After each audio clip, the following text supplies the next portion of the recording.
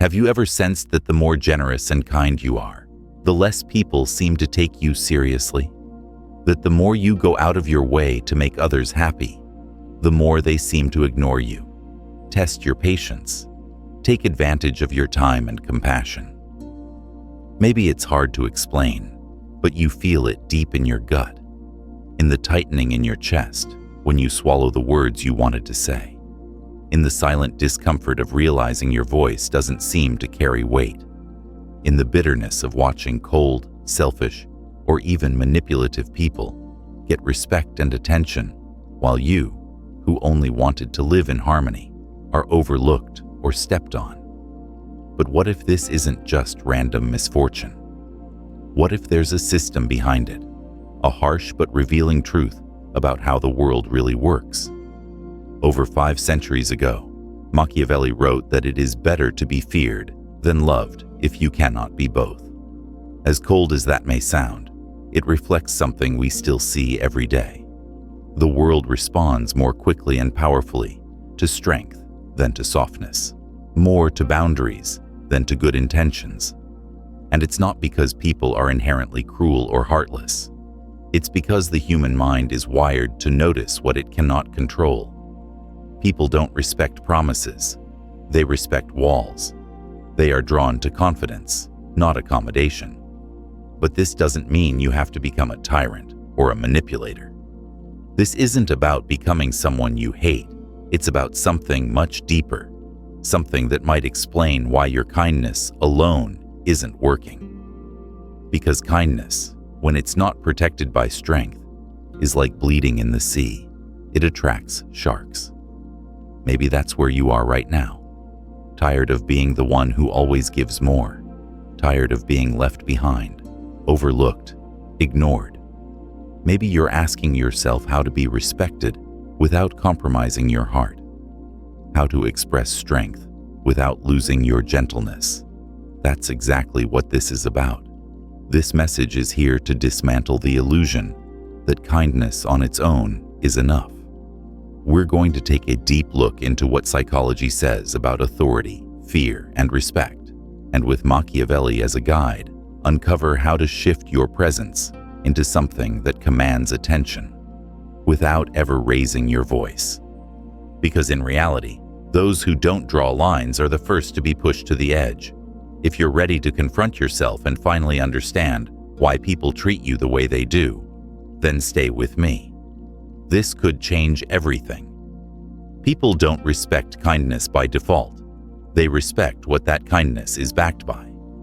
The mistake is thinking that being nice, avoiding arguments, sacrificing your time, and doing good things for others is enough to earn their admiration. But that's not how the brain works. Respect isn't created by our good intentions. It's shaped by the signals of strength we send out, often without even knowing it. Real authority is built not with words, but with posture, firmness, and yes, a subtle layer of fear. Studies in psychology show clearly that fear captures human attention faster than anything else. When someone confidently asserts their boundaries, speaks with calm conviction, and refuses to tolerate disrespect, their presence becomes a psychological barrier.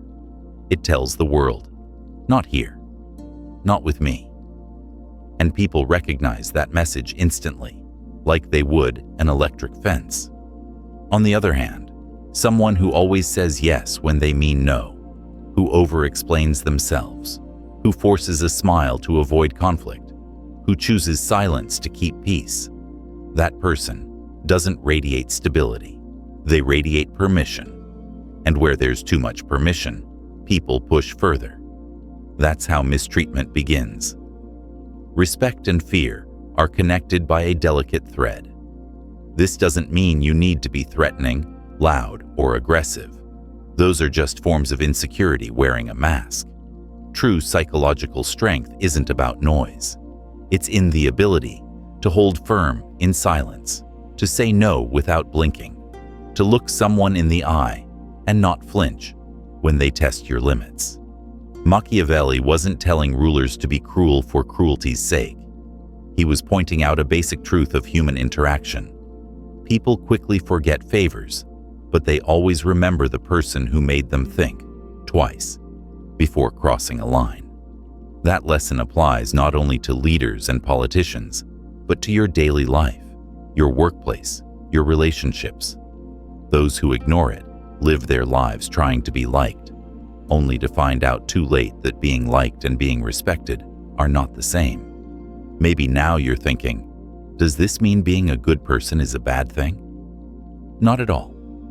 But there's a conflict, a deep and personal one. It's the dilemma of kindness. When does your kindness turn into weakness? When does your empathy become a liability instead of a strength? That's what we're diving into next, because somewhere along the way, many of us were taught that goodness would be enough, that if you just showed empathy, helped when you could, put others before yourself, the universe would return that love back to you. But the real world is far less poetic. In the real world, kindness without clarity becomes bait. And yes, there are people who seek out that bait, people who prey on it. The more giving you are, the more they take. The more silent you stay, the louder their demands become. And that leads to a dark spiral. You start to wonder, is there something wrong with me? Am I being too soft? But then comes the next fear. If I stop being this way, will I still be me? This is the point where most people freeze, caught between the fear of being used and the fear of becoming hardened. But here's what no one told you. There is no real kindness without the capacity to protect it. A person who is kind but has no boundaries is not virtuous. They are vulnerable. That is not nobility. It's naivety. It's a psychological snare that traps good people in cycles of self-abandonment, all in the name of being nice. And yes, there's a name for this condition: validation dependency. You become addicted to being liked. You become the one who always bends, always forgives, always listens, always agrees. You confuse peace with passivity. And one day, you wake up surrounded by people who only take, never give. Psychology calls it self-abandonment, the slow erosion of your needs and identity in exchange for acceptance. You emotionally desert yourself to maintain the illusion that you are the good one, the likable one, the safe one. But it costs you everything: your dignity, your energy, your inner fire. And worst of all, you don't just lose the respect of others, you lose your own. So here's the truth. Being good is not being weak, but being good without discernment is a recipe for pain. Machiavelli didn't want you to become ruthless. He wanted you to see the world clearly, because human nature respects those who defend themselves. The question now is, how do you embody strength without becoming someone you don't recognize? How do you demand respect without pushing people away or becoming the villain in your own story? That's the next chapter. That's where we start building. Let's talk about Machiavelli, not the myth, but the man. Niccolo Machiavelli was not the devil people make him out to be. He wasn't evil. He was just honest about human nature. He lived in an age of betrayal, war, corruption, and deceit. He watched as leaders lost power because they were too soft, too trusting, too eager to be loved. And from that cold clarity, he wrote The Prince, not as a guide to be cruel, but as a manual for survival. He exposed the raw truth, that power belongs not to the most moral, but to the most aware. That love, though beautiful, is fleeting when it comes from self-interest. People love you when you benefit them, but the moment you say no, that love can vanish. Fear, however, when applied with intelligence, builds a structure of caution. It prevents manipulation. It holds disloyalty at bay. Machiavelli understood that fear, used carefully, is not oppression. It is protection.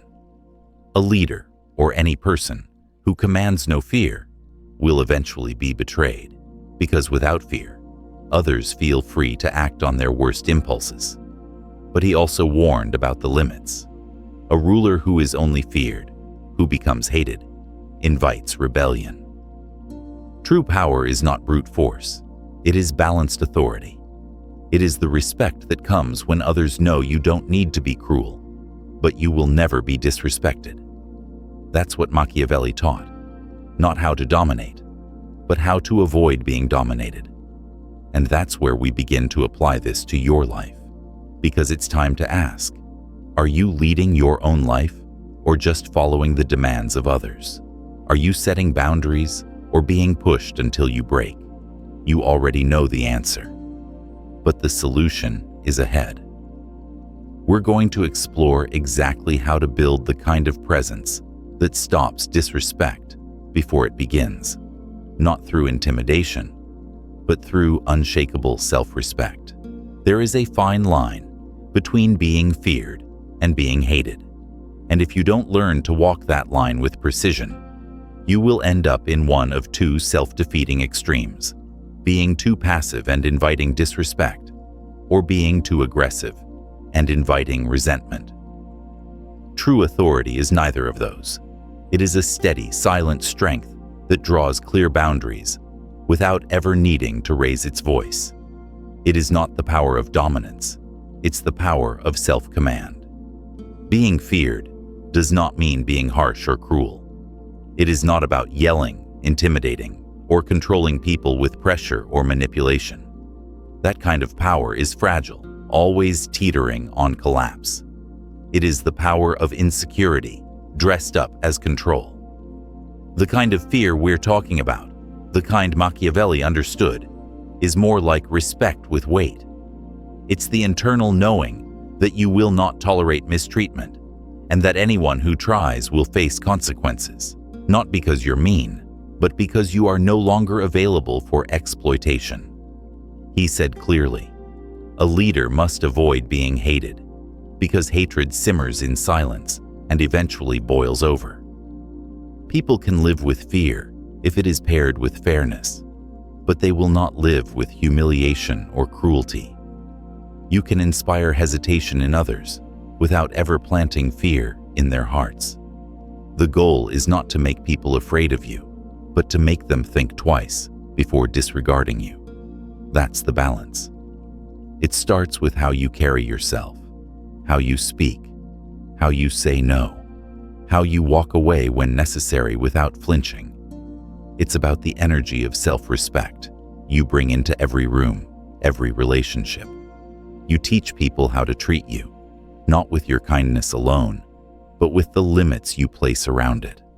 When your presence says, "I'm not someone to be toyed with," people feel it, and they adapt accordingly. And this shift begins with small actions. You stop over-explaining. You stop apologizing for your needs. You say no without guilt. You step back from conversations that drain you. You refuse to argue with people who have no interest in understanding you. And you do all this not with anger or attitude, but with stillness, with inner clarity. This is where the real change happens. Not when you scream for respect, but when you stop tolerating the lack of it. Psychology supports this too. Studies show that those who assert themselves quietly and consistently are more respected than those who use threats or loudness. This is called latent power, the kind that is always there, even when it's not being used. The kind of power that makes others behave better around you, not because they fear punishment, but because they recognize your unshakable standards. And yet, even with all of this, there are times when, no matter how much you try to shift your presence, you still feel like you're being overlooked, undervalued, or disrespected. That's when we have to look even deeper, not at how you speak to others, but at how you speak to yourself. Because no outer transformation lasts if it's not rooted in inner truth. Many people carry invisible emotional scripts from childhood that teach them to equate kindness with survival. Maybe you learned early on that being agreeable kept you safe. Maybe saying no led to punishment, rejection, or shame. Maybe you were taught that being a good person meant always pleasing others, even when it hurt. These beliefs don't disappear when we grow up. They hide in our nervous systems, our habits, our silence. And the result? Adults who smile when they want to scream. Adults who agree when they want to walk away. Adults who shrink themselves in relationships just to keep the peace. This is not maturity, it's fear. And the saddest part is that the more you behave this way, the more others begin to see you as someone who doesn't matter. Because every time you say yes when you want to say no, every time you accept behavior that hurts you, every time you allow someone to cross a line without response, you are teaching them that you have no boundaries. And what is not protected is always at risk. You begin to disappear in your own life. You lose your voice, your fire, your sense of worth. And worst of all, you begin to believe the lie that your only value comes from being agreeable. But here's the truth. Your value is not in how much you give. It's in how much you respect yourself while giving. Kindness without boundaries is not kindness. It is self-erasure. You are not a good person for allowing disrespect. You are a whole person when you honor both your compassion and your courage. The process of reclaiming this balance begins with awareness. Start noticing where you give away your power. Who are the people you shrink around? What situations make you feel like you're not allowed to speak up? Which areas of your life feel draining instead of empowering? These are not just random discomforts. They are clues, signals showing you where you've been abandoning yourself. And changing this won't always be easy. Some people won't like your new boundaries. They'll say you've changed. They'll call you selfish, cold, distant. But understand, these people were benefiting from your lack of boundaries. Your silence served them. Your emotional labor made their lives easier. When you stop being what they need you to be, their discomfort is not your problem. It's their adjustment. You are not responsible for how others feel about your growth. You are responsible for living in alignment with your truth. And yes, you might lose some relationships, but you will never lose the ones that were real. Because people who truly care about you will adjust to your power. They'll respect it. In fact, they'll often rise to meet it. That's the beautiful part of this transformation. When you become someone who demands respect with calm certainty, the world starts to reorganize around you. You begin to attract people who value your time, who listen when you speak, who support you without needing to be carried. You stop chasing love and start choosing environments where you are loved without performance. And all of this becomes possible the moment you stop seeing boundaries as rejection and start seeing them as protection. But there's still one more layer to explore. You've seen the importance of being firm, of commanding respect, of setting boundaries that can't be crossed. But now we face the final test. How do you become powerful without becoming the very thing you once feared? How do you stay kind, generous, and open without being manipulated, drained, or used? This is the art of balanced strength. It is knowing when to open your hand and when to hold the line. It is leading with empathy, but never at the cost of your self-respect. It is being generous, but not naive. It is forgiving, but not forgetting. It is walking away not in anger, but in clarity. This kind of power is not loud. It's grounded. It does not react. It responds. It does not cling. It chooses. You don't become cold. You become clear. You don't stop caring. You start caring for yourself first. And in that shift, everything changes. You begin to live as someone who is centered, not someone who is seeking. You give because you want to, not because you're afraid of being alone. You love deeply, but never at the expense of your dignity. You walk into rooms with your head high, not hoping to be accepted, but knowing that you belong. That is what true presence feels like. And it doesn't need applause. It doesn't chase validation. It simply is. It radiates through your words, your stillness, your gaze. You become unforgettable, not because you try, but because you are no longer available for anything that dims your light. That's what Machiavelli was pointing to. Not cruelty, but clarity. Not manipulation, but mastery. He understood that in a world filled with noise, the person who moves with silent strength becomes impossible to ignore. And now, it's your turn. Your turn to stop apologizing for your standards. Your turn to stop shrinking to fit inside someone else's comfort zone. Your turn to stop letting others define your worth. Your turn to lead your life with presence, precision, and peace. You owe it to yourself to be more than liked. You deserve to be respected. You deserve to live with your head high, your heart guarded, and your soul intact. Because once you learn to command your space with truth, no one will ever be able to take it from you again. Not with guilt, not with pressure, not with sweet words that mask bad intentions. You will see through it. You will feel the shift.